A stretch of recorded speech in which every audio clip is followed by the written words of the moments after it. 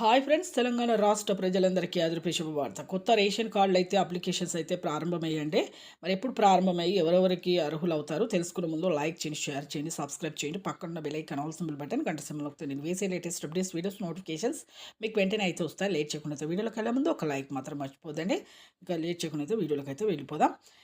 కొత్త రేషన్ కార్డులు అయితే రాష్ట్ర ప్రజలందరికీ కూడా అందుబాటులో అయితే వేస్తున్నారంటే ఇప్పుడు గ్రామ సభల్లో మీరు అప్లికేషన్స్ అయితే ఇంతకుముందు కూడా పెట్టుకున్నారు కదా. మరి ఇప్పుడు కూడా ఎవరైనా అప్లికేషన్స్ పెట్టుకోకపోతే మీరు పెట్టుకోండి.